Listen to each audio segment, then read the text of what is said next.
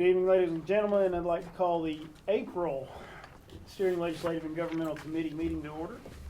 It is April Fool's Day, but this will not be a fool's meeting, I hope. Anyway, first item of business, we need to approve the minutes from our last meeting. The call on Vice Chairman Commissioner Gooch. So moved, Mr. Chair. We have a motion. We have a second. Second. All those in favor, please say aye. Aye. Motion approved. Thank you. Next, we need to fill a vacancy on the Equalization Board. And like many other meetings, gentlemen, we have a slew of great applicants. I believe we have 6. Robert Francis, Tim Rudd, Mr. Jordan, Ms. Williams, Mr. Barbie, and Mr. Nelson. I think we'll go in that order. I think that's the order they were received in, and ask any of those applicants if they wish to speak before the committee, share any thoughts on your desire to serve the county in this capacity.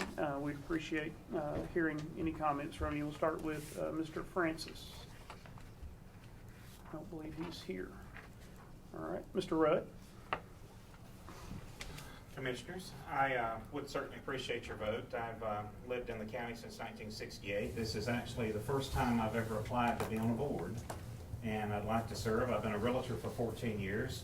I also do property development, remodeling, and I feel that 14 years experience, I really have a good understanding of the properties and their values, and I would like to offer myself for service. And if there's any questions, I'd like to be glad to answer them. Otherwise, I'd really like to have your vote and your support.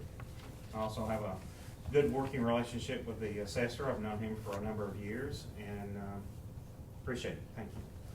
Thank you, Mr. Rudd. Any questions for Mr. Rudd at this time? Seeing none. Mr. Jordan? My name's Buddy Jordan. Me and my brother, we purchase property around the county from time to time. I try to keep up with what things are doing and price and stuff, and I'd appreciate your vote. And if selected, I'll try to be as fair as I can. And appreciate it. Thank you, Mr. Jordan. Any questions for Mr. Jordan at this time? Mr. Jordan, have you served on the county board before or currently? No. Okay. Thank you. Any other questions? All right, Ms. Williams. I'm Marie Williams, and I have lived, born in this county and lived here all my life, and been 28 years teaching and farm and still farm and plan to farm all my life, so, and my children farm, 2 sons farm. I'm interested in keeping as much of a rural county as the county rural as possible. I know urban is sprawling, but I'm interested in preserving the county, and I'd like to serve in this capacity if possible. Thank you, Ms. Williams. Any questions for Ms. Williams? I guess the same question. Have you ever served on a county board or currently? No, I have not. Thank you. Mr. Barbie. My name is John Barbie. I have worked with this board through the assessor's office for probably 12 years. I understand how it works, what it can do, what it can't do. I also know that this board needs more people with appraisal knowledge who understand income valuation, capitalization rate, discount rates. These are the things that the tax reps on large projects and all hammer this board on really hard. And this board needs people with the knowledge of these things. And through my years of experience with the assessor's office, having been a commercial appraiser also, I do understand this process and would like to serve on this board, and I would appreciate your vote. I have never been on a board in this county before. I'm basically retired now, but this is something I could do to help the county. Thank you, Mr. Harvey. He beat you to your question, Commissioner Gooch. He probably knew the question. You heard it before. Any other questions from the committee? Thank you. Thank you, Mr. Parker. And Mr. Nelson? Yes, sir. Albert Nelson. I lived in the county all of my life, of course. I have served on the Equalization Board before for probably about 20 years, somewhere off in there. I served when Mr. Barbie was there, and he is correct on his evaluation. It needs more people there on the board that's knowledgeable about the cap rate and about all of those things from the commercial side. Most of them in our process, we have just shoved them and sent it on to the state. But I always thought that we need to do a little bit more about that on our end as much as we could without doing that. But just a community service as a community service. And of course, I should get one vote anyway from somebody more than Adam McAdoo, because I'm the only Afro-American that's want to serve on this board, and we don't have many on no board. Thank you. Question. Any questions for Mr. Nelson?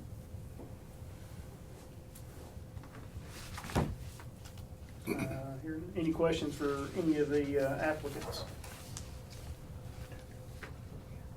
Again, Commissioners, we have a great slew of applicants before us. We have a motion. I make a motion, we nominate all and vote for one. Second. Motion and second. Any other discussion on the motion? All's in favor, please say aye. Aye.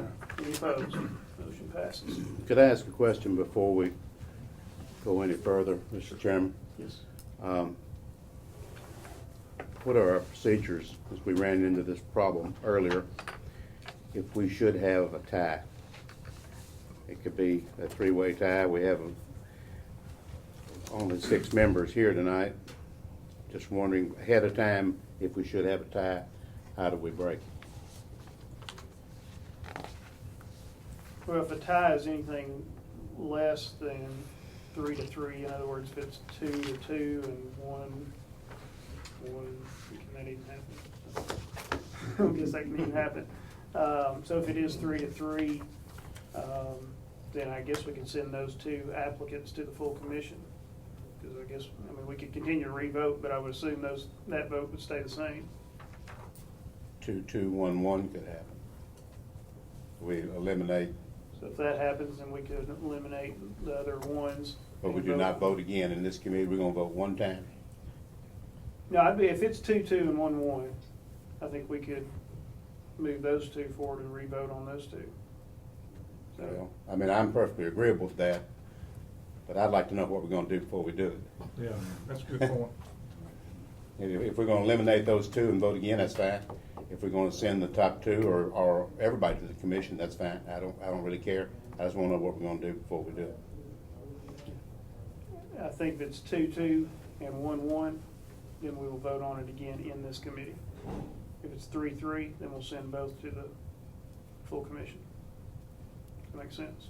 Makes sense to me. Is that okay with the committee?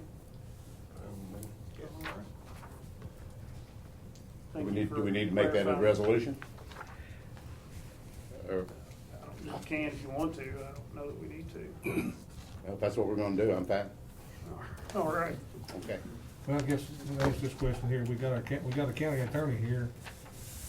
Legally, what's your legal opinion? I think that you as a committee can agree upon your procedures moving forward. So it sounds like you have an agreement whether or not you want to put that in the form of a motion and vote that procedure into place. Might not be a bad idea if someone wanted to make the motion. Is that a motion, Commissioner Jordan? Yes. I'll second the motion. It's a motion and a second. You want to read that motion? Mr. Jordan moves, seconded by Mr. Farley, that if the committee vote ends in a tie, the top 2 people will be sent to the commission. If it's a vote of 2-2 and 1-1, the 2 receiving 1 votes will be dropped and the committee will vote again. Very well. Any questions or any discussion on the motion? Seeing none, all those in favor, please say aye. Aye. Any opposed? Motion passes. Are you ready to call the roll? Call the roll, please. Commissioner Black, Mr. Rudd. Commissioner Farley, Mr. Barbie. Commissioner Gooch, Mr. Rudd. Commissioner Jordan, Mr. Jordan? Commissioner McAdoo, Commissioner Rudd. Commissioner Coggan. Barbie. Mr. Rudd receives 3, Mr. Jordan receives 1, and Mr. Barbie receives 2. Congratulations, Mr. Rudd. You'll be recommended to the full commission on our, I don't have that date, the 11th. Yep, April 11th. Thank you. And thank all of you for your applications. I appreciate it. We appreciate it. Thank all of you for your consideration. All right, next we need to announce 3 vacancies on the Emergency Communications District Board. Those would be the mayors of Smyrna, Laverne, and Eagleville or their representatives. And then next we have the budget for Human Resources. Ms. Stevens? Mayor, whoever.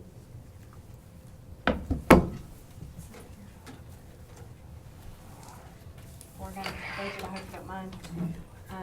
2 years ago, the county received recognition for the Nashville Business Journal across the Middle Tennessee area for being one of the top employers, and we didn't get it in 2011, but we got it again in 2012. So I thought you would be interested in knowing that. I thought that was a good accolade for the county. I'm very interested in knowing that. What entails getting this? They ask, the Nashville Business Journal sends out a survey and asks questions about some of our employment practices, the size of our county, positions that we have, just the benefits that we offer, some of the different things that we do, how the county has grown and how we're working with growth in population and those type things. And so I always answer the survey just to see how it will come out. We got it in 2010 and we got it again in 2012. Excellent. So I was pretty excited about that. That's real good. Okay. My budget should be on your iPad.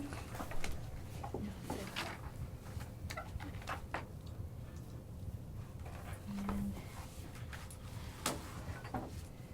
one of the things that I wanted to bring to note, I always do a budget progression just to show how my budget varies from year to year to see if we're improving on processes and those type things. And this year, the budget that I proposed to Mayor Burgess and to Lisa Nolan is 36% less than the budget was last year. So through some efficiencies that we're doing in our office, we're scanning, doing electronic databases and those type things, we've been able to eliminate postage and paper and some of the things that we use. So it's a 36% reduction, so I was really excited about that.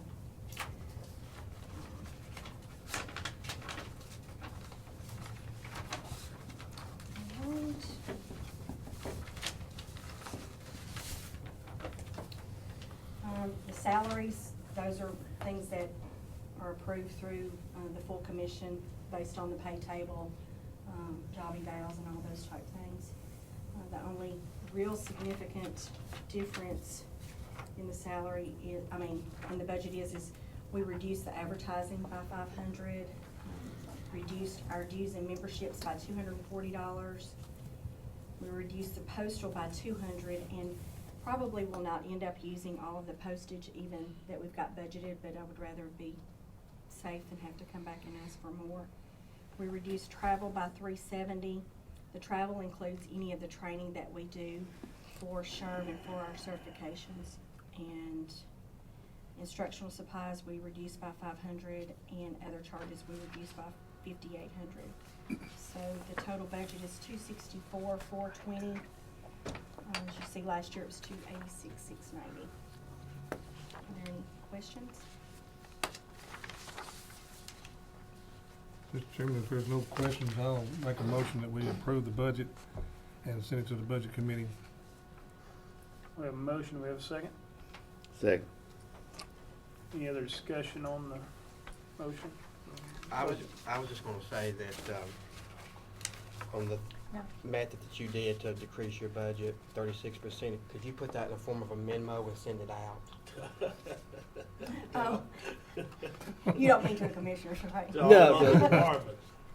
Well, it may be the processes that we use aren't the same processes they use, that I would hate to, they Or have. any ideas?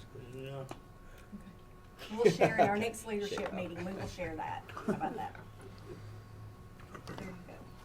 And then, one other thing, just as a source of information, I know, a couple of you are on public safety and are also on the budget committee, so I wanted to make you aware. Last year, we went through the salary survey process and came up with a plan, and of course, we couldn't implement the whole plan at that time because it was gonna be too much money. So we implemented a portion of that plan last year, and we, the commission agreed that we would visit a next part of the plan again this year. So the things that we implemented last year was we took the pay table and we went from 10 steps to 20 steps. We went from a biannual increase to an annual increase. We did an evaluation formula that we looked at every employee's work history here in the county to make sure that they were being paid accurately. So everybody, it's very systematic, so everybody's at the same. Some of the positions were aligned into a new pay grade based on what the survey said. We've moved those. We put in a maximum increase in there, so if somebody was way out of kilter, that we did it in increments. And this year, what I would like to propose, or what I will propose to the budget, and also I think the sheriff was gonna ask for some increases in his budget, which is why I said you'd need to know if you're on public safety, is to expand the grades. Currently, we have 14 pay grades, so last time we expanded steps, this time I wanna expand grades. When the pay table that we were using was set up, we went from 41 pay grades down to 14. So we really compressed the pay table. And I don't think at that time we realized the impact that that would have, because there were people who, you know, should have been making a little bit more, but because of the grouping they were in, the average, it changed that. So we're wanting to expand the table to 56 grades. Now, there will not be positions in all 56 grades. What we did is there was 1 or 2 positions that were so unique they needed to be in a grade all their own, you know, because there wasn't anything similar in that salary. So while we have the 56 grades, that doesn't necessarily, well, we don't have positions in all 56. So that would be the first request. The other would be to move, there are some positions within a grade that get moved to one of the new steps, so that would move those. We would keep the maximum increase increment in there, and then index the table by 3%. One of the things that we discussed was when the other table was set up in 2005, it needed to be indexed annually based on inflation and the cost of living, and that didn't happen. 2 different years there was the table was indexed by 1%. So that's how we got out of kilter, is when you don't index it based on the cost of living. So the other is request to index the table by the 3% cost of living. I looked at the Bureau of Labor Statistics, the state of Tennessee, salary survey of Tennessee, and one other organization that escapes me right now, and looked at them to see what the ranges were, and most people were doing increments between 2 and 5%. So 3% is what TCRS does for the retirees, and that was what I was proposing for the employees since the retirees. This would also benefit the 141 employees that are topped out. It would give them an increase this year. So I wanted you to be aware of that when that goes to public safety, and I will, public safety and also budget. Well, we've already had 2 public safety budget hearings. I don't take this the wrong way, but I'd like to, before we got into that, I'd like to have known. like to have known, because we still got the sheriff. Wait a minute, I take it back. Yeah, we just got to do the second one. I'm trying to think about my meetings. You haven't done the sheriff yet. We haven't done the sheriff, Right. but we've done everybody else's budget. The majority of people that, on public safety, that it will impact is sheriff. This is through the conversations, and I had shown, this to him. And so I know that he probably will have some recommendations different than this or in addition to this, but I wanted you to be aware. You know, I'll come to that meeting, and if you have questions, be Yeah. happy. But I just wanted you guys to know, I know that typically this is something that goes to budget, but I report directly to steering, so I want you to know what I'm doing, so. Yep. There's 52 new job classifications, and you say there were 14? There's 14 currently, and it would expand to 56. Okay. And of the 56, I didn't bring my list, they're not out, probably about 10 or 15 of them will not be used at that time.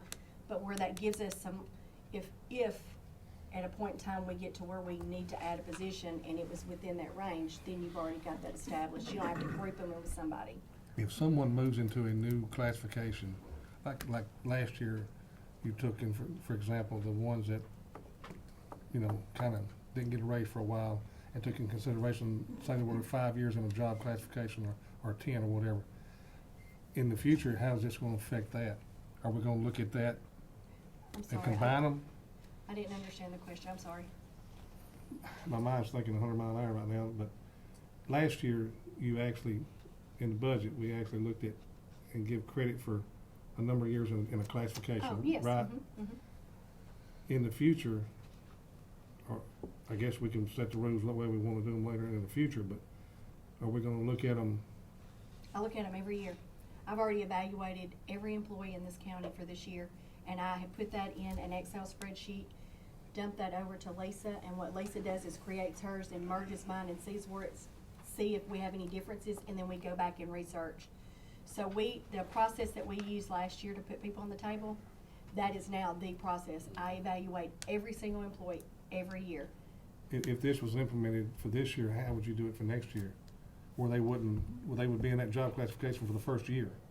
You talking about the new title, the new number? Mhm. Well, I know what pay grade it's currently in, and so I just match that up, because like a pay grade 1 has a pay grade 1, 2, 3, 4 in it. The pay grade 2 has 5, 6, 7, 8. So I know what, Okay. that's my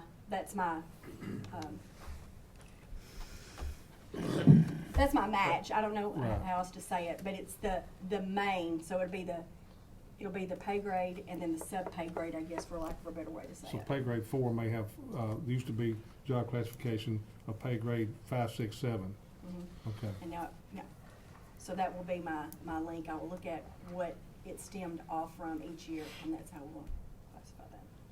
Mayor, did you have something? What she's talking about applies to every single department we've got. It would not just apply to public safety. So, Okay. and all of the departments, when they got their budget material, information came from Lisa, and all of their salary data simply, everything that's been reviewed by every committee already simply has the increase in there for the step increase, the 1-year step increase. But we knew, and we did that on purpose, and that's all we've given over to them. And we've not made any effort yet to determine what she's proposing here in this Okay. second phase would actually be. She's just suggesting that was the original plan, and now we're ready to see if we want to do something further past what we did last year in phase 1. Okay. So it wouldn't be reflected in anybody's budget that they Okay. were presenting. Okay. That explains that then, okay. I'm sorry, probably didn't say that, I'm sorry. So I just, awareness of them. Is there any other questions for me or anything? Any other questions? We have a motion and a second on approving the budget, or sending it on budget. I'm gonna pass since I came in a few minutes late, so no reflection upon yourself. I'm sure it's a good one. Seeing no other, hearing no other You like that discussion. 36% increase. All those in favor, please say aye. Aye. Any opposed? Motion passes. Thank you, Ms. Stevenson. Another great job. Thank you. All right.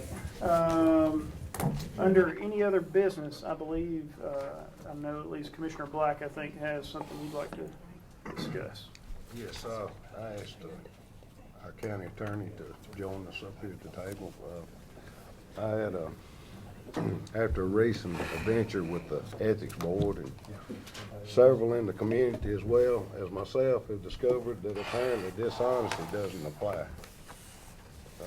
I'd like for us to kind of discuss this and see if it can be any amendments made to our policy that we got in place right now.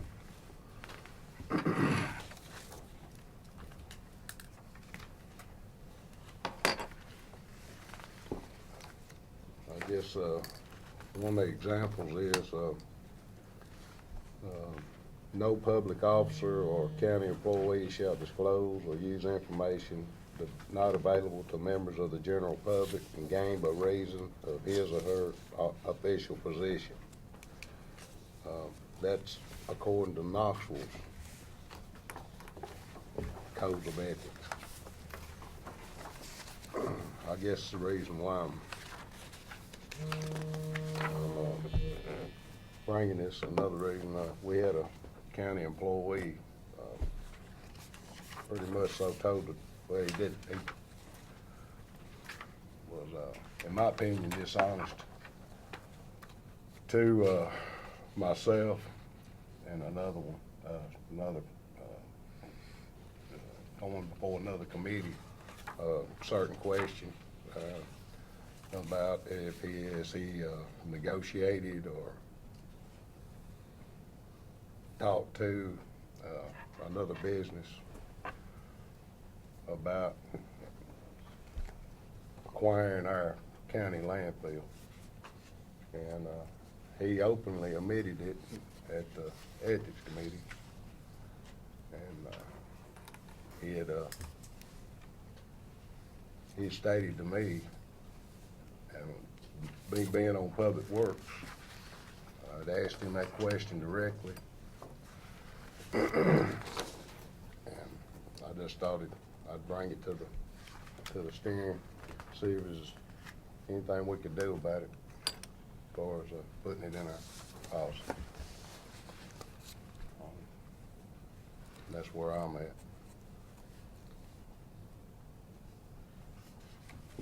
Josh, you're here. I want to get on the same page with what the commissioner's saying, but what are we asking to? Are you asking to add to the? Absolutely. Add to the Code of Ethics policy? Yes, sir. Okay. And what are we to add? What you've given? I haven't looked through this. I just got it just a second ago. But I've just got I got one instance here with is this what our Code of Ethics has in it now, or is it does not have this? Not that portion, that's something Commissioner Black passed out earlier. So you're wanting to add this? Excuse me? You're wanting to add this? I was just, yeah, for information only, as far as, Jack, I'm not following. What are you actually wanting to add to it? I'd like to add a clause or infiltrate, I guess, into our ethics about this, no public officer or county employee shall disclose or use the information not available to members of the general public and gained by reason of his or her official position. More or less, Where is that at? being truthful. This is not. Well, let me ask this question. If someone is a commissioner, someone wants to come to us and ask us a question, that we can't talk to them? I mean, No, I think I mean, you can. Well, also, And now, Right. but with this right here, we wouldn't be able to, could we? I mean, am I understanding it wrong? that's an employee. You're elected. Now, if we want to go on to a little broader scope of it as far as folks that we appoint to these boards, Planning Commission, BZA, I'd like to ask the attorney, are they considered employees of the county, or? The planning commission members and BZA members are not employees, they are officials. They would be under the term official, which would still be within the parameters of the ethics policy. Now, I'll use me for example. I had to read a clause on anything pertaining to the sheriff's department on a budget. My wife works for the sheriff's department. When the budget's passed, would these, I guess, officials, according to,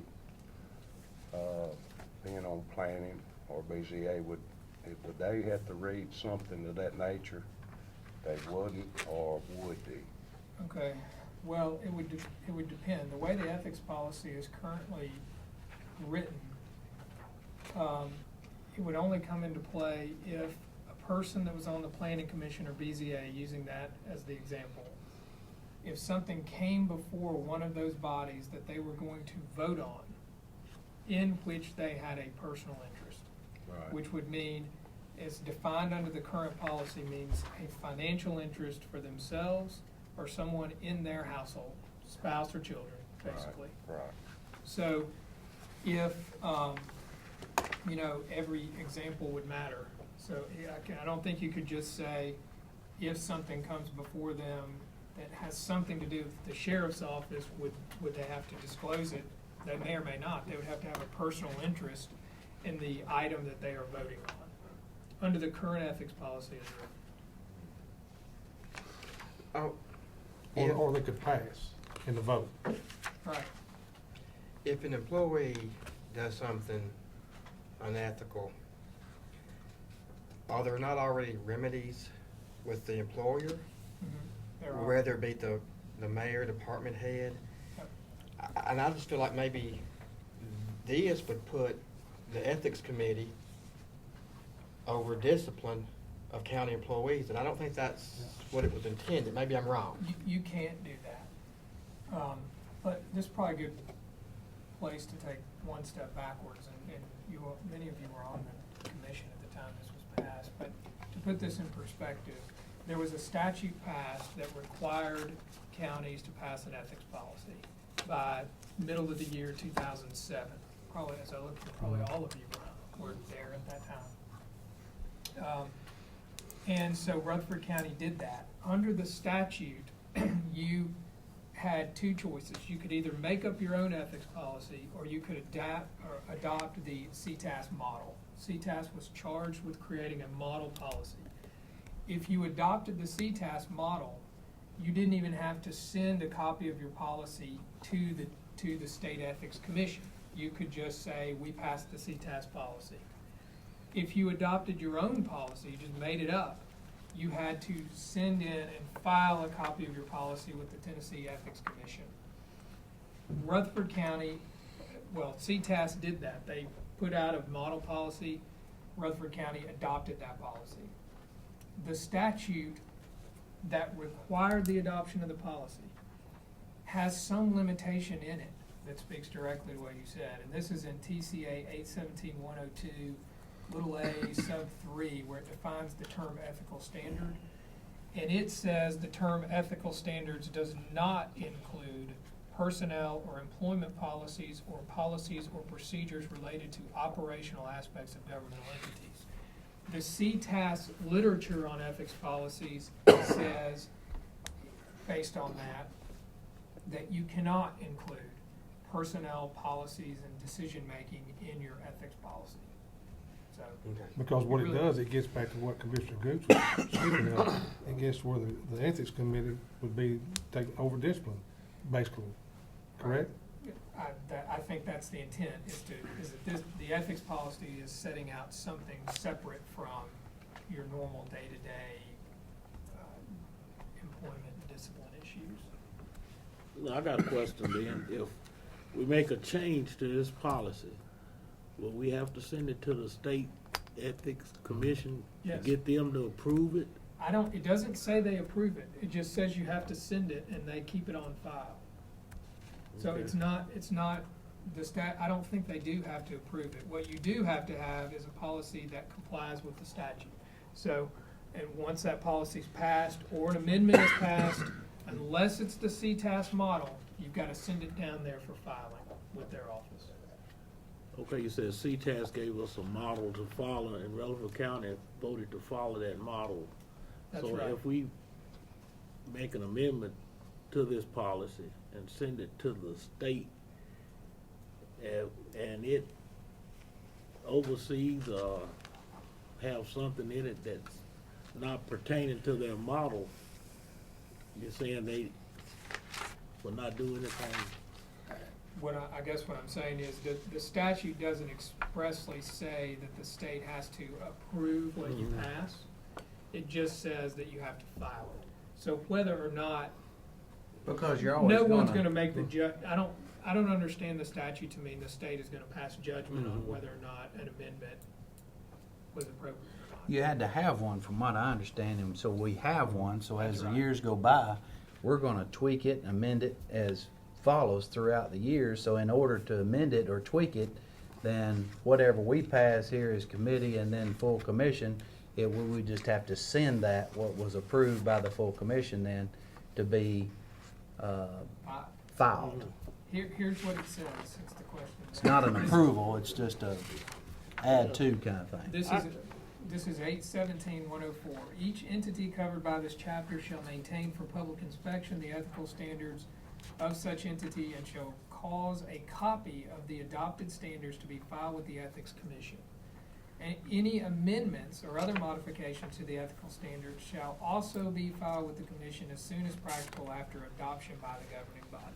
So you just file it. I don't understand that to mean they're gonna pass judgment on it one way or the other. Well, the full commission did this in 2007, didn't we? Right? That's right. And so any change, the full commission would have to do that as well. That's right too. Okay. It would just be an amendment to our code of ethics then, as far as that's concerned. If I'm understanding you're explaining correctly, yeah. But That would be the procedure. CTAS, there had to be a reason that CTAS wanted to keep them both separate. Whether it be disciplinary reasons for employees and officials. And would you remember those reasons? Because I don't remember. It does, there's no information about what the rationale is for that, but I'm suggesting to you, it goes further than that. I understand the statute to mean that you cannot put personnel policies into your ethics policy. Not just that it's a bad idea, but that the statute wouldn't permit you to do it. And So, is that what that's doing, is what Jackie? well, I don't have an opinion about that. That's a policy decision for you all to decide whether or not that suggestion is a personnel employment issue versus an ethical issue. I don't know, because I'm not sure I fully understand exactly what the parameters of the proposed amendment are, but I am telling you, I don't think the statute allows you to get into personnel issues in your ethics policy. Is that what was the reason, Jack? What, are you wanting to put it? I'd like to put it into our ethics policy. Dishonesty. I think dishonesty, it comes with a high regard. According to our ethics policy now, it's unless somebody actually sees somebody take some monetary gain or whatever, I just, you know, it just don't, you know. Is there anything in the, I guess HR director or the mayor, is there anything in the employee handbook that talks about that now? Absolutely. Let me just read out of 3 sections of the handbook, and she can follow up. If y'all could come to the table, because we're all talking openly like this, well, we need to make sure we're on the right page.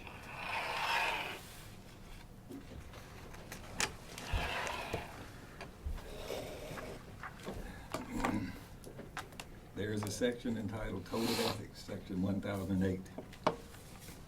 This is out of our personnel policies. The maintenance of high standards of honesty, integrity, impartiality, and conduct by Rutherford County employees is essential to assure the proper performance of county business and the maintenance of confidence by the public in county government.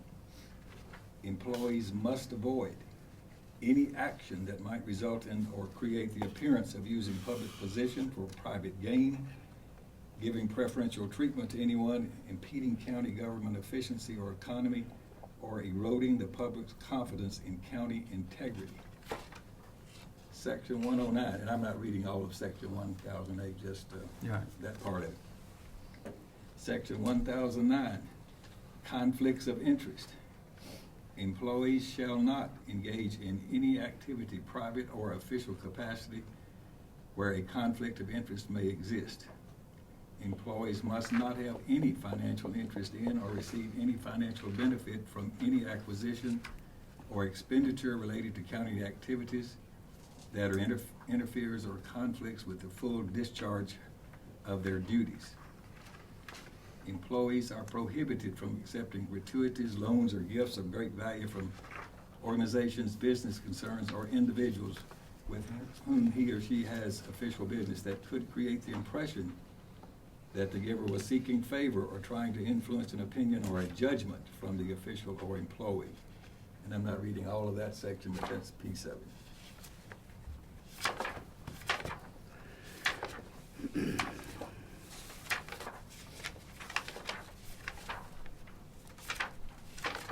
Section, let's see what section it is, it's several things. Section 1025, corrective action. And under corrective action, there's a whole bunch of things about warnings, final warning, suspension, termination.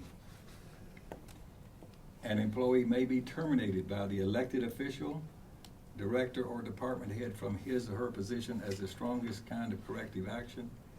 Acts that may lead to termination without prior warning are but are not limited to theft of any type, dishonesty, drunkenness, harassment, workplace violence, flagrant off-the-job misconduct, and drug activity, to include possession or under influence. Termination may also occur because of the accumulation of a series of events for which corrective actions have been taken. And under Section 1026, separation of employment, there are times when an employee commits an act of a serious nature and may be terminated immediately without prior warning. These types of acts, offenses, or behaviors include, but is not limited to, violation of the drug-free policy, fighting, theft of property, or time from the county, theft of property of fellow employee or citizens, unauthorized possession of a firearm, blatant disregard for the safety of others, insubordination, falsifying county documents to include timesheets, harassment, convictions of criminal acts on or off the job. And I haven't read all of that, but That's under Code of Ethics also. that is in our personnel policy. Okay. Everything I've read you Right. addresses in substantial detail what is being discussed here about what is already there within the tools that's in our personnel policies to be used for any employee or any department head. But is that under the Code of Ethics, under that policy, or is this under the Code of Ethics This is for? our personnel. The personnel the policies personnel are separate policy. and apart from your code of ethics. Okay. But there's a code of There's ethics. a code of ethics. In the policy. In the this policy here that I itself. just Okay, read itself. okay. And then in 1007, under the expectation and rules of conduct, there's also, it just kind of bullet points, not in detail some of the bigger subjects, but it says conflicts of interest and the appearance of conflicts that would diminish the level and integrity of Rutherford County government in the eyes of public. And then there is engagement in other employment or conducting private business while on duty or off duty, which that would be under that.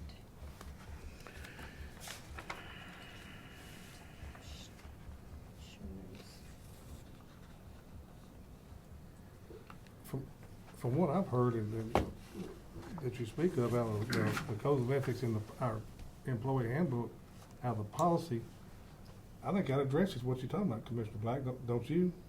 Well, committee, is it any way, why don't we just take CTAS and throw it back down there to CTAS and put our policy that we've got in place right here at the ethics, make it our ethics policy. Because CTAS says you can't do it. Yeah, we can have our own. But the statute says you can't mix personnel issues. Right. in your I code of meant the ethics that statute, you adopted by the but not CTAS. It's not just CTES. As I understood what he read, it's the statute does not allow the mixing. We've already got within our personnel policies all of these things addressed. That's right. in more than one location. The part I first read, which was section 817-102, that's in the Tennessee Code that I was reading from. And that's the statute that requires the establishment of this ethics policy. And it says that you're gonna create an ethics policy to govern ethical standards, quote unquote. That's the term used. And within the definition of ethical standards, it says the term ethical standards does not include personnel or employment policies or policies or procedures related to operational aspects of government. So the statute doesn't really let you get into employment issues in the ethics policy per se. They've got to stay in the handbook. So why do I have a copy of Knox County ethics policy in front of me? That's a question for Commissioner Bly. That's the research I got, I just was, Is what you're talking about in Knox County yes, ethics policy? yes. That's probably their handbook, similar to the handbook that we have, I would imagine. Well, it says, to me, I'll just go on what I'm given, Knox County, Tennessee Code of Ethics. Is it their ethics policy or their personnel policy or? This isn't their personnel policy. This is for their boards, committees, commissions, and authorities. This would be for their elected officials and appointed, wouldn't it? Some of the same verbiage we have. Well, it says whether employee or something. I'm sorry. I don't know where, I see some pieces of paper that say Knox County, Tennessee Code of Ethics. That's what I'm not sure where within these pieces of paper we're looking for honesty.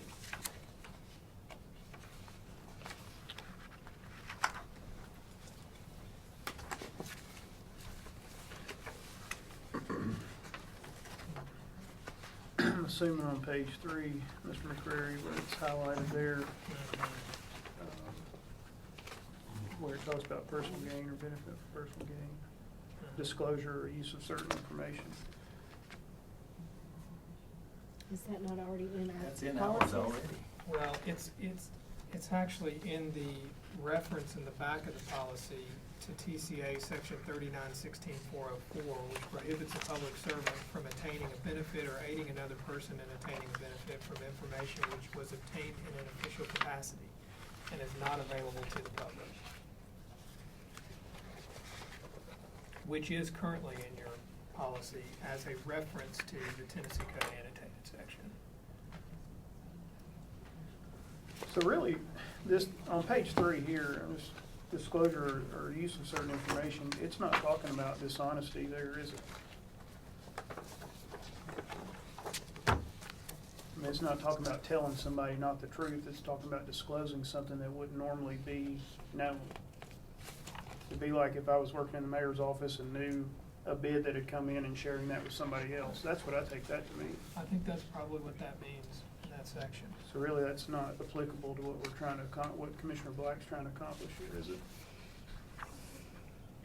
That's illegal already. You don't need that in your ethics policy.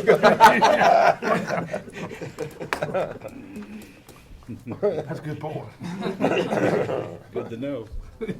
Yeah, I think also it's important to, a lot of times we get back from what the original intent is, and sometimes it's okay and sometimes it's not. The original intent of this came out of the Ethics Reform Act of 2006 from the state and Operation, I believe, Tennessee Waltz and all that, Yeah. where people were receiving financial benefit for votes and information and things like that.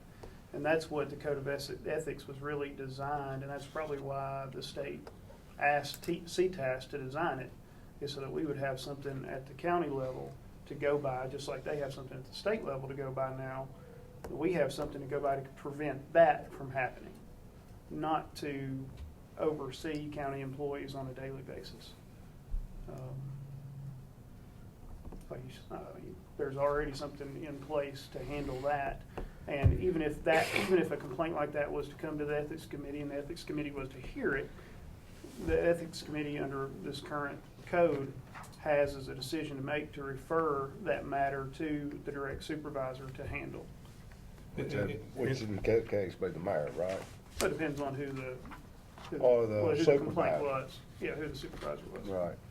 Well, the department head or anything falls underneath the mayor then. Not all. Not all of them. Some of it Well, fall not under all other of them. elected officials. Yeah, sheriff is elected official. Anybody that the mayor would appoint, I guess, at that, I guess it would go to the mayor, wouldn't it, as far as the department heads? If it's a department head, but if it's a lower level employee within a department, then it could be referred to that department To that head, department who is head, the yeah. immediate Right. supervisor of the particular employee. Mhm. And if it was an employee of one of the other Elected. constitutional officers, those elected officials, it would go back to that person. Yeah. Right. And in those situations, they would usually talk to you or I about, I mean, I don't know that we've had any, can't think of any we've had. It's usually best if you're dealing with disciplinary actions, you deal with the HR person and the legal counsel. You know, make sure you're legal before you terminate, discipline someone, because you want to do it in the correct manner and fair manner. And then it's passed on to the county mayor or, you know. My experience where I used to work and where I work at now, that's the process. You know, you have a situation with an employee, you work with HR, you work with the legal counsel, then you make your recommendation on up to the chain of command, and for termination, suspension, warning, or whatever. And that's my experience. I think too, if I was gonna add anything, that, the legislature does not have any business disciplining employees. That's a matter of the executive branch. And if you have a confidential, private disciplinary issue to bring an employee in the public domain, I think there's constitutional questions on that. So I think the executive branch is the one that deals with day-to-day personnel issues. The legislature has no business dealing with issues of that and bringing employees into the public domain as far as discipline. Well, I think the code of ethics thing, like Commissioner Coggins said, you know, I mean, this was brought to us because of those situations there for local government to have on the county commission level and city councils and all that sort of stuff to implement these things. I think what I'm reading into, excuse me, Mr. Commissioner Black, if I read into the wrong thing, you know, he's being pressured from another situation on another situation, you know, by constituents on, you know, who's watching the hen house? Is the fox watching the hen house, or, you know, who turns in who for misconduct? How do we do that? How is it done? Why do we do it? How do we do it? And how should we do it? If it's an appointed position, it goes to the ethics committee.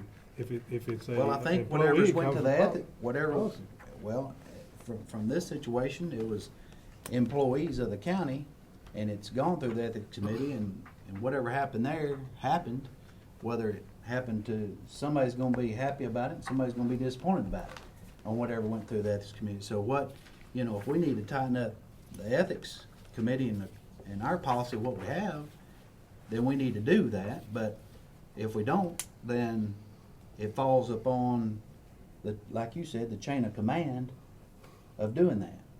And I think that needs to be drawn out. If anything at all out of this whole thing here, what is that process? And how does it happen? If the public sees or doesn't like the way government's handled anything, this is the procedure and this is the policy and this is how you do it. Well, I think the employee. Now, they're running it through a conduit through the Commissioner Black here. And, you know, I know if something happened out in my district, you know, I've got to do the same thing. But I would want my constituents to do it through this avenue, whatever that avenue may be. Because here you are, a representative for that area, and you're doing what your constituents want you to do, but it's not the most popular thing in the world, pointing your finger at somebody, especially when they're in the position that they're in. But if it's So how do you do it? Do you go before the Codes Ethics Committee? Or do you go to the mayor and say, okay, I've got a situation here and the HR director, and this is the complaint, how do they do it? How do we get you a complaint? You go to the mayor. If it's an employee, there's a process that's in that employee handbook. And I didn't jump in, I'm sorry, you jump in You- anytime, I'm no, just you- saying, I see, I'm looking from the outside, You so. hit the nail right on the head, Commissioner Sanders. If it's an employee, whether I have an employee that works for me or had an employee that works for me prior, there's an employee handbook that goes about that process for employees. There's an ethics committee that takes care of a code of ethics for a appointed position and elected officials. That's the way I understand it. And those processes are in place at this time, the way I understand it. Well, we come up, let's see, was it the, But I think. was it the steering committee or what committee was it anyway? And I said, well, I don't know where we go, I guess you go to the ethics committee, whatever the committee was. That's exactly what. And you then said. that's where you went. And I'm like, oh my gosh, did I send you to the wrong, I mean, I'm saying the committee here was that steering committee? Yeah, absolutely. Okay, that was steering committee. Absolutely. And it's like, we can't deal with it or adjust it or talk about it, you know, in the city. That's not our position. That's not what we're here to do. And I think, and correct me if I'm wrong, but I think the ethics committee is an appropriate place even for employees, based on section, or number 2, under section 1 of definitions, officials and employees means and includes any official, whether elected or appointed, officer, employee, or servant, or any member of any board, agency, commission, authority, or corporation. And then it goes on, or any officer, employee, or servant thereof of the county. So it was appropriate for the ethics committee to hear that complaint. Yeah. So that's still fine. And there's a couple of avenues, depending on what the problem is. I mean, there's a couple of avenues. One, you know, they can go to their department head or their director or their elected official. That is one avenue. If they don't feel comfortable with that, there is the fraud and abuse hotline, which that's set up through the comptroller's office, and then the ethics. So the ethics is going to deal with monetary, it's financial. You know, did you get something from that? Exactly. The fraud and abuse will do monetary as well, but it will also do if they're abusive position or something along those lines. And then there's taking it to the person who oversees that employee. But there's also we have to do when I say we, I guess myself and Josh have to do our end on due diligence, because just because something's brought to us, we have to investigate it. So we have to be able to validate what the concern is. And when it gets down to it's this person's word over this one, if we don't have any hard, you know, that makes it kind of hard. You've got to have something to back up. Yeah, I've got to have facts. I mean, I know, so if it was myself and Commissioner Sandlin, and we were the only two in the room, and we were the ones talking, and I said something inappropriate, well, it'd be really hard for him to prove that unless the cameras were rolling, Yeah. you know, video or something to back that up. If, for example, we're talking about the ethics committee that just got through meeting. If in the event that someone does not agree with the outcome of that decision, is there a process past the ethics committee? That's an interesting question. No, not in the ethics policy as it's written. There's no appeal, for example, which I think is kind of what you're asking. Yeah. Let me ask a question. Yes, sir. And that was excellent. In your opinion, Josh, and we may need more time to look at this, but I guess the committee can decide that. But in your opinion, or yours, are we uncovered here in some way? Is there something that perhaps you might suggest that we might do? Is there some area that we have not covered well enough in the ethics committee documents and the employee handbook? Good. Well, I'll only speak to the ethics policy itself, since that's what I was looking at. And I think the answer to that is no. There's no area that's apparent to me that is, you know, that's not covered. And I say that because the ethics policy is enacted based upon a very specific statutory scheme. It is limited in that way. It's not meant, per the statute, to be the receptacle of every thing someone doesn't like. It's very limited in its scope. And I think the policy that's in place clearly complies with the state law in that respect. It does what it does. Are there going to be things that may come up that are not appropriate for the ethics committee? Yes, there are. But that doesn't, in my view, that would not create a legal issue with the Code of Ethics, because the Code of Ethics, I think, properly speaks to the things it is charged to speak to. Thank you.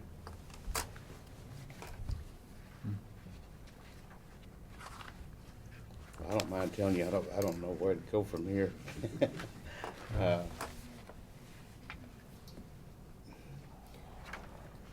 Well, what we want our employees to act right, do right, and be professional and legal.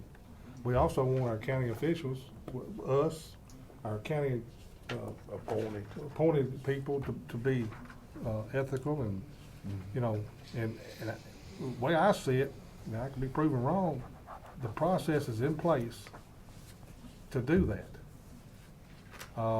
Anybody can say he's lying or whatever, but until you said there's more than two people, someone that you can hang your hat on and prove the facts.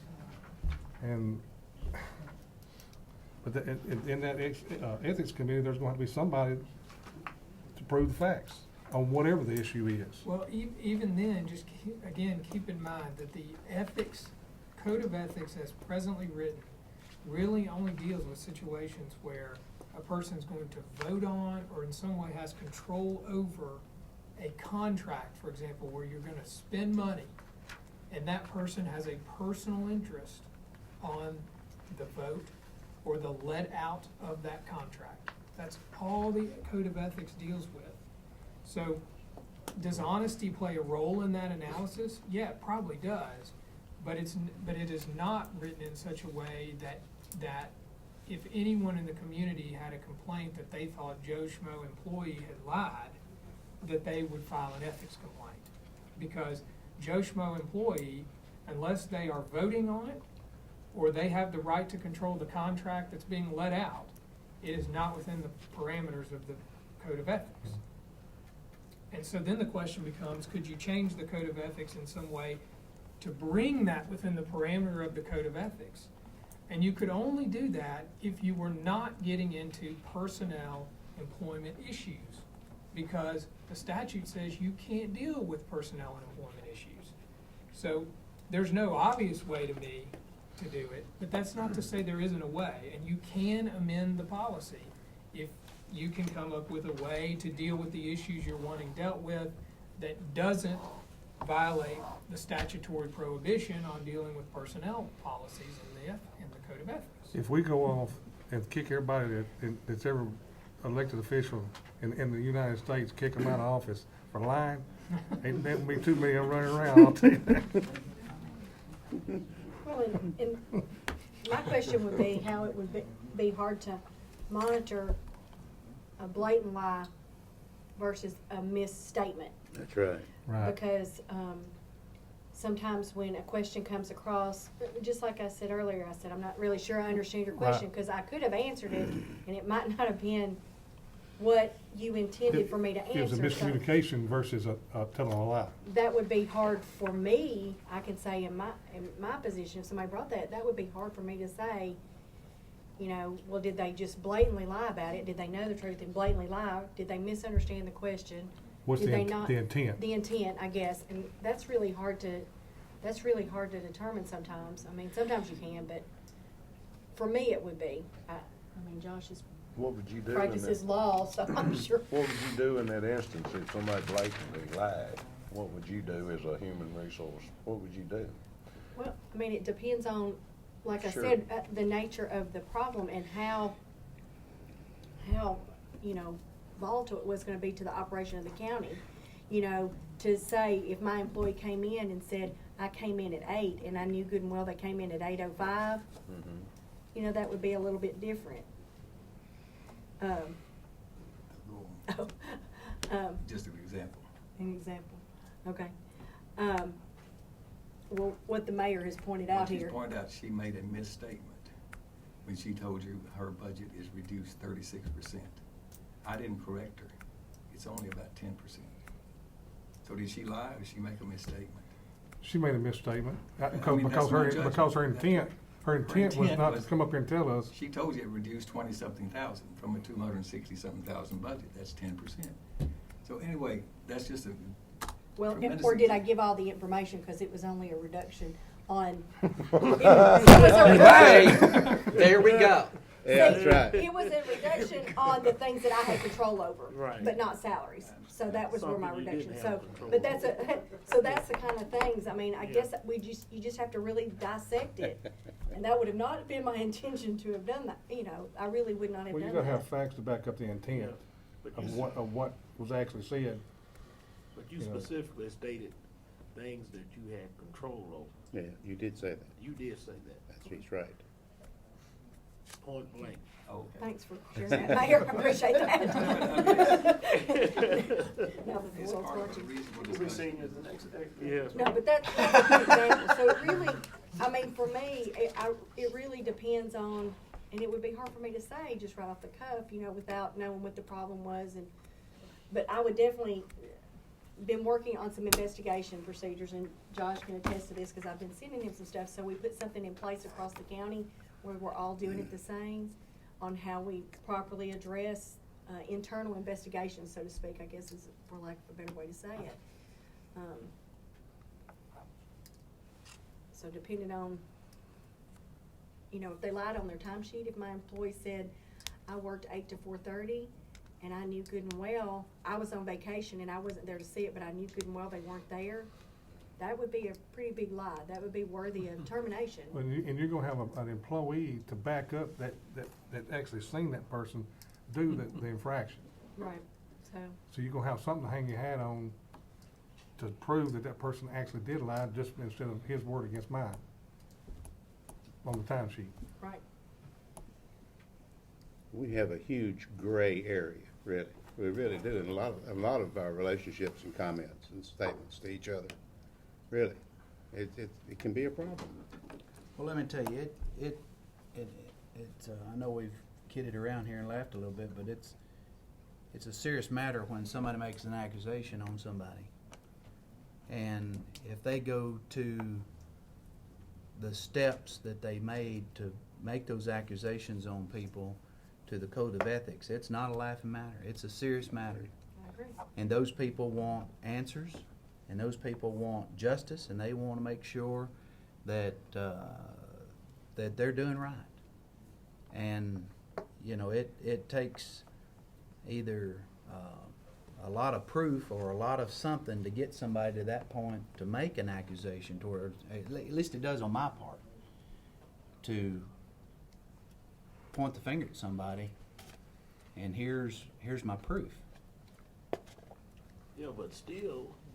So it's not just a hearsay thing at that point, and it's something that's filed. It's something that they want another committee or other people to look at and to research and to find whether there's proof here or if there's not. And then when it's not, then the door is closed. If there is, then other steps have to be taken. So I'm just saying for the general public out there,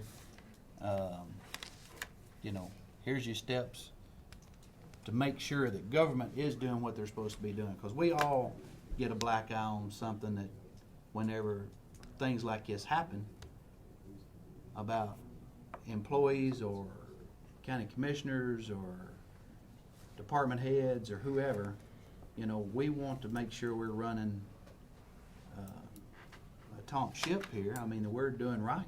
And we have all these things in place to make sure that everything is being done right. Yeah, but still, what you said is well and good, but you still have the ultimate recourse.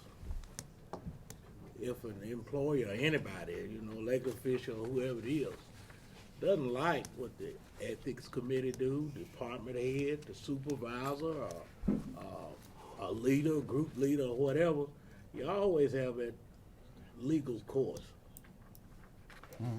Right. That's what it leads Right. to. Right. Legal course. Right. That's what I'm saying. Yeah. Yeah. Because if a person doesn't like what the ethics committee, department Sure. head, Sure.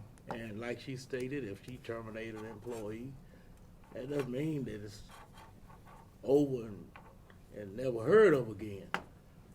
Because I've been up here long to know that it is. But it's on the legal end then.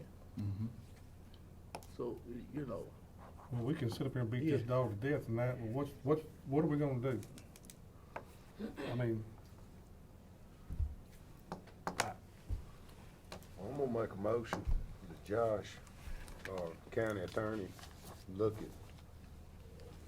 at this dishonesty and put it in our ethics policy. And that's what my motion's gonna be. And that's just what you've read here, the no Right. public officer or county employee. That, it says his or her, and then I've got it marked out, so where are we stopping? Stop at the official position. His or her official position. Okay.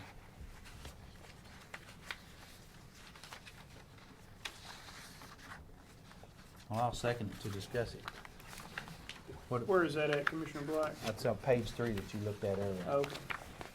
What does that do to us, Josh, or what does that encompass by putting that sentence in there? What does that? Just to make sure I'm looking at the right thing, we're talking about where it says disclosure or use of certain information. No Yes. public officer or county employee shall disclose or use. That's what we're talking about. Yes. is that not already in our That's in here. policy? Oh, And no. Well, you know, if the motion is for me to look at it and report back, I'm happy to do that. I'd rather for you to do that I instead of think- having to come up I had and, to. and you can't Give me an give us answer. I mean, the closest thing that I do see in the policy is that in our ethics policy, when you get down to the end, it's references a bunch of state laws. Mhm. And one of them is called official misconduct, and that's TCA 39-16-402. And keep in mind, that's another avenue with some of this stuff. There are a number of criminal laws associated with official misconducts, I'll call them, where a person can actually go to the DA and allege something, the DA can prosecute it. And that's not within personnel, that's not within the ethics policy per se, that's just in the law. Yeah. And those things exist too. But this official misconduct, 39-16-402, whoops, I'm citing the wrong one, I'm sorry. Official misuse of information, 39-16-404. Prohibits a public servant from attaining a benefit or aiding another person in attaining a benefit from information which was obtained in an official capacity and is not available to the public. So, you know, this is the scenario where you know the school is gonna buy property in a certain location, and so you run out there and buy it so that you can sell it to the school at some profit. Right. That's kind of what that's talking about, I think, in broad strokes and with a simple example. And that's very similar to the language that Commissioner Black has highlighted here on page 3. It's not verbatim, but it's a similar concept.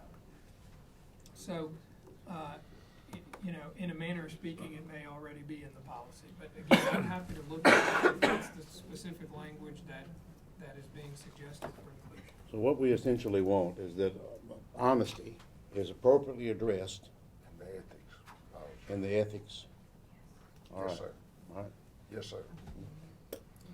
And you're just taking a look at it, gonna let us know something next I'm not saying it is or isn't, we want him Sure. to look at that. Absolutely. All right. But is it honesty at everything or honesty just in making a This- gain? This I'm just one looking at This is this for language gain, right okay. does here. not have the word honesty in it. I agree. It's not in, But the one that's highlighted does, it says, well, no, it only wants the part that's not marked out. do you want the black or you want this black, right? What's in Right. black? Right. It says no public official may mislead or purposely be dishonest in direction of duty or law. That's what you're talking about, correct? Right. He's In other talking words, about- you use the highlight, The whole thing. make it, and then the copy made it black. Sure. Okay. Did you get on that? Well, do we have a copy that's not marked out? Yeah, do we We have have a the copy that's original not copy marked out. that just highlighted? I can read it. And she's got the same. She's got I've got the same thing. It's probably on their website. It really needs to be, whatever the public record is, something. one that's not marked out. It's a blue Commissioner Black. It The blue is, clip it is a one is blue not clip marked right out, here, she said. it's not marked out. Oh, yeah, she wants that.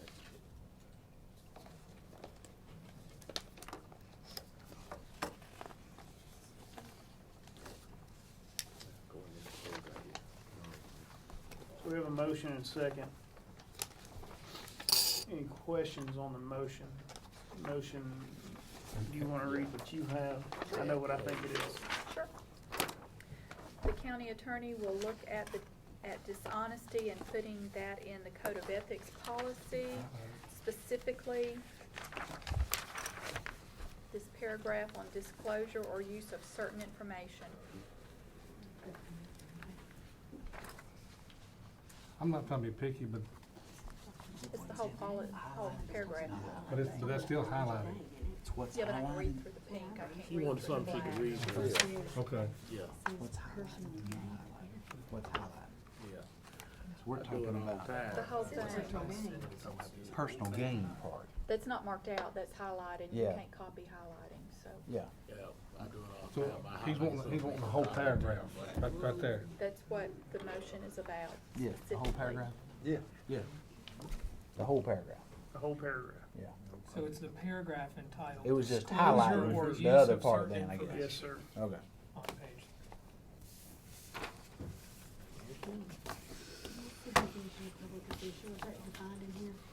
Any other discussion on the motion? I think we're gonna need something for 10 years down the road, this comes up something. We're gonna need something out here that's not got highlights on it in the minutes of the, It will be. it will be.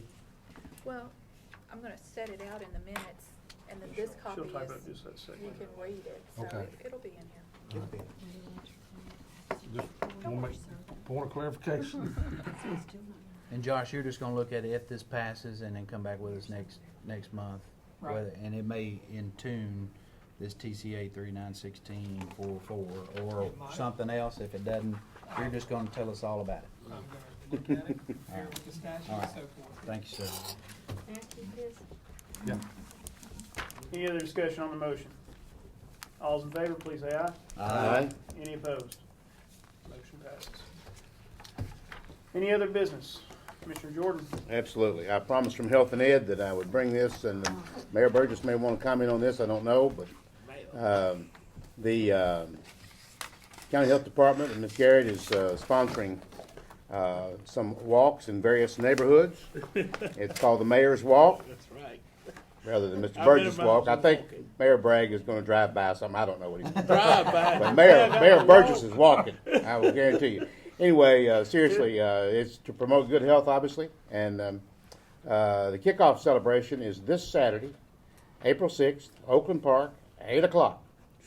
So I know all of you are up by 5 and ready to go, 8 o'clock. And then they have others, and probably there will be information there about where the others are, and I think they're on our website too. But 13th, 20th, and 27th, there's 6 more walks involved here. You're walking all those? And I don't know about you talking to him. I don't know. I'm walking the Saturday. I don't know about Mayor Burgess. He really hasn't said. But at any rate, that's April 6th, Oakland Park, 8 o'clock. Come a little early, sign in. No cost. Isn't that right, Mr. Mayor? It's free. And any person listening to my voice can welcome to come walk with us. Before turning TV. Any other business? Thank you, Commissioner Jordan. Move to adjourn.